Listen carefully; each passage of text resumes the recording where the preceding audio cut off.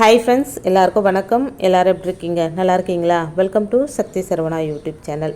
அனுமன் ஜெயந்தி வீட்டில் எளிமையாக எப்படி நம்ம வழிபாடு செய்யலாம் அப்படின்றத பற்றி பார்க்கலாம் வாங்க. அஞ்சனை மைந்தன் வாயு புத்திரன் சிவபெருமானோட மறு அவதாரமாக திகழக்கூடியவர் தான் இந்த ஆஞ்சநேயர். அப்படிப்பட்ட ஆஞ்சநேயர் மார்கழி மாதம் மூல நட்சத்திர நாளன்னைக்கு பிறந்தார் அப்படின்னு சொல்லப்படுதுங்க. அந்த வகையில் மூல நட்சத்திரம் இன்று 10/1/2024 அன்றும் திதிப்படி அமாவாசை திதி நாளை 11/1/2024 அன்று வரைக்கும் இருக்குங்க. இதனால் ஒரு சில ஆஞ்சநேயர் கோயிலில் இன்றைக்கும் சில ஆஞ்சநேயர் கோயிலில் நாளைக்கும் அனுமன் ஜெயந்தி கொண்டாடப்படுதுங்க. வீட்டில் எந்த முறையில் எளிமையாக நம்ம வழிபட்டால் அந்த ஆஞ்சநேயரோட முழு அருளும் நமக்கு கிடைக்கும் அப்படின்றத பார்க்கலாம் வாங்க. இப்போ தான் ஃபஸ்ட் டைம் என்னோடய வீடியோஸ்லாம் நீங்கள் பார்க்குறீங்க அப்படின்னா சேனலுக்கு சப்ஸ்கிரைப் பண்ணி சப்போர்ட் பண்ணுங்கள். உங்களுடைய ஒவ்வொரு சப்போர்ட்டும் எனக்கு அடுத்தடுத்த வீடியோ பண்ணுறதுக்கு ஒரு மோட்டிவேட்டாக இருக்குங்க. அதனால் ப்ளீஸ் சப்ஸ்கிரைப் பண்ணி சப்போர்ட் பண்ணுங்கள். குறிப்பாக எந்தவித வேண்டுதலும் இல்லாமல் அனுமனோட அருளாசி மட்டும் போதும் அப்படின்னு நினைக்கிறவங்க இன்றைக்கி விரதம் இருந்து வழிபாடு மேற்கொள்ளலாம்.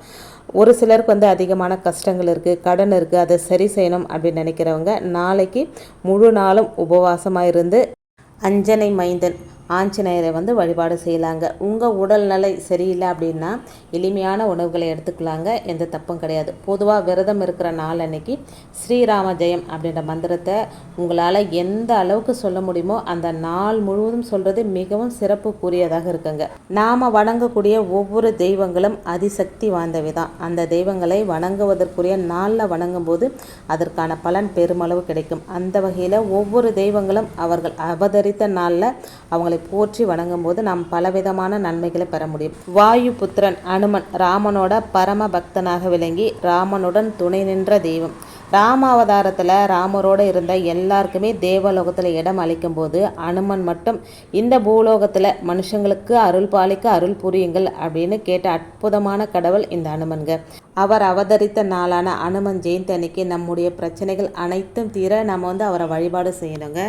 அனுமன் ஜெயந்தி விரதம் இருக்கிறவங்க காலையில் எழுந்து குளிச்சுட்டு பூஜை ரூமில் ஒரு மணப்பலகை எடுத்து சுத்தம் செஞ்சு அதில் பச்சரிசி மாவால் கோலம் போட்டு அதை பூஜை அறையில் வச்சுட்டு ஆஞ்சநேயரோட ஃபோட்டோ இருந்ததுன்னா அதுக்கு சுத்தமாக தொடச்சி சந்தன குங்குமம் வச்சு துளசி இலையை மாலையாக கட்டி போடுங்க. மாலை கட்டி போடுற அளவுக்கு துளசி இல்லை அப்படின்றவங்க கொஞ்சம் துளசியாவது அவருக்கு சமர்ப்பணம் செய்யுங்க. ஒருவேளை சிலை வச்சுருக்கீங்க அப்படின்னா அதுக்கு அபிஷேகம் பண்ணிக்கோங்க.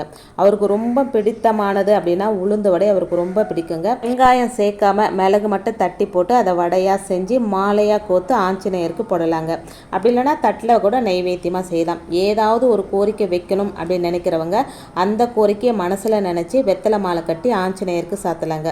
மேலும் அவருக்கு மிகவும் பிடித்தமான வெண்ணெயை சின்ன கிணத்துல எடுத்து வச்சு வழிபடலாங்க.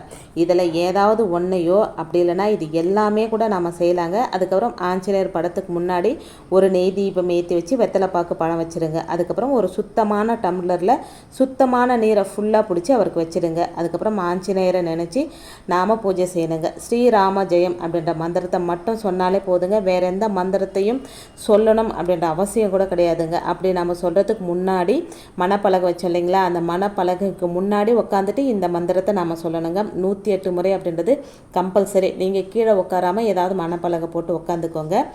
அப்படி இல்லைன்னா 108 முறை நீங்கள் பேப்பரில் எழுதி அதை மாலையாக தொடுத்து ஆஞ்சநேயருக்கு போடலாங்க. எந்த இடத்துல ஸ்ரீராம ஜெயம் அப்படின்ற மந்திரம் உச்சரிக்கப்படுதோ அந்த இடத்துல அனுமான் வீற்றிருப்பார். அப்படின்றதுனால தான் அவர் வீற்றிருப்பதற்காகவே அந்த மணப்பலகை போடப்பட்டு இருக்கணுங்க. நீங்கள் ஸ்ரீராம ஜெயம் சொல்ல சொல்ல அந்த மணப்பலகையில் அந்த அனுமரே உட்காந்துட்டு உங்களுக்கு அருளாசி புரிவாருங்க. நீங்கள் மனசில் நினச்சிக்கிட்டே ஸ்ரீராம ஜெயம் சொல்லுங்கள். நாம் ஸ்ரீராம ஜெயம் சொல்லுவோம், நம்ம முன்னாடி அனுமர் உட்காந்துட்டு இருக்கிறார் அப்படின்னு நீங்கள் கற்பனை பண்ணிக்கிட்டு சொல்லுங்கள். கண்டிப்பாக அதை சொல்லும் போது எனக்கு நல்ல ஒரு கூஸ் பம்ப் வருதுங்க. நீங்கள் செஞ்சு பாருங்கள், உங்களுக்கு கண்டிப்பாக அந்த அனுமனோட முழு அருளும் கிடைக்குங்க. உங்களால் முடியும் அப்படின்னா சின்ன சின்ன தானங்கள் செய்யலாங்க. இப்போ தீராத கடன் பிரச்சனை இருக்குது, பண பிரச்சனை இருக்குது அப்படின்றவங்க அனுமன் ஜெயந்தி அன்னைக்கு வெண்ணெய் தானம் செய்யலாங்க. அதே போல் குடும்பத்தில் கணவன் மனைவி ஒற்றுமை இல்லாமல் எப்பவுமே பிரச்சனையில் இருக்கிறவங்க அனுமன் ஜெயந்தி அன்னைக்கு கருப்பு உளுந்தில் வெங்காயம் போடாமல் வடை செஞ்சு அதை தானமாக செய்யலாங்க. சனி தோஷம், கிரக தோஷம், ஏற சனி, அஷ்டம சனி, இந்த மாதிரி சனியோட எந்த தாக்கமாக இருந்தாலும் அனுமன் ஜெயந்தி அன்னைக்கு கருப்பு நிற வஸ்திரத்தை தானமாக தரலாங்க. வீட்டில் குழந்தைங்க உங்கள் சொல் பேச்சு கேட்க நல்ல முறையில் படிக்கணும் அப்படின்னு நினைக்கிறவங்க ஸ்வீட்டை வாங்கி தானமாக தரலாங்க.